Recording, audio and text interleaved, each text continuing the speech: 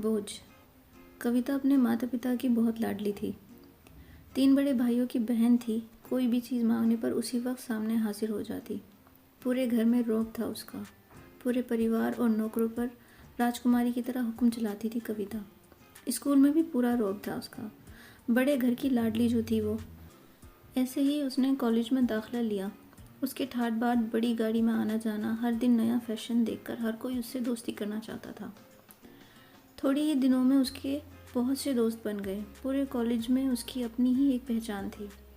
इन दिनों उसके घर एक रिश्ता आया। खानदानी लोग थे और पापा की पुरानी जान पहचान थी उनके साथ। कविता के साथ कोई ज़बरदस्ती नहीं थी, पर कविता ने फिर भी हाँ कर दी, क्योंकि वह अपने परिवार से बहुत प्यार करती थी। वह जानती थी कि वह लोग उसका अच्छा ही सोचेंगे। लड़के का नाम राज था। राज काफ़ी पढ़ा लिखा और समझदार लड़का था। ससुराल वाले भी बहुत अच्छे थे। ससुराल में कविता की जगह वैसी ही थी जैसे कि मायके में। कोई भी कार्य उसकी सलाह के बिना नहीं होता था। उसकी सबकी लाडली बहू बन गई थी वो। फिर उसके घर एक बेटे का जन्म हुआ। राहुल कविता को जान से प्यारा था। पोता पाकर ससुराल वाले तो फूले नहीं समाते थे। कविता कभी कभी सोचती कि उसकी किस्मत कितनी अच्छी है। उसका हर अपना उसे कितना प्यार करता है।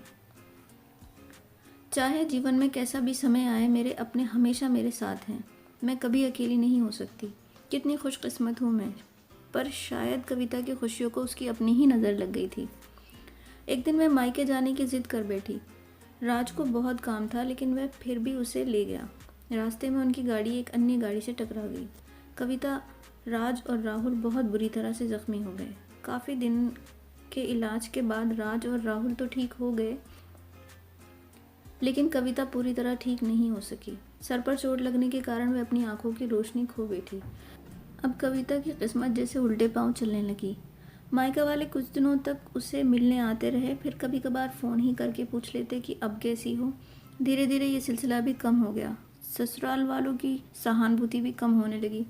घर में किसी के पास बैठने के लिए कहती तो जवाब मिलता, बहुत काम है, अब तुम भी हाथ नहीं बटा सकती। राज भी चिड़चिड़ा हो गया था। बस राहुल ही था उसके साथ, जिसके साथ हंसते खेलते उसका वक्त गुजरता। एक दिन कविता के हाथ से कुछ सामान गिर गया, जिसकी वजह से राहुल को हल्की सी चोट लग गई।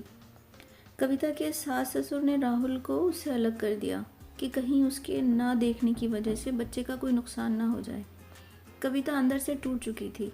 एक दिन उसने सबके सामने मायके जाने की इच्छा रखी तो राज उसे तुरंत मायके छोड़ आया, जैसे कि वह भी यही चाहता था। लेकिन राहुल को उसके साथ नहीं भेजा गया। कविता कभी राहुल से दूर नहीं रही थी, पर अपनी कमी के कारण उसने उससे ज़्यादा बहस नहीं की। कविता को लगा कि वह 3-4 दिन वहाँ रहेगी तो थोड़ा हवा पानी बदल जाएगा, क्योंकि वह कितने दिनों से कहीं भी बाहर नहीं गई थी।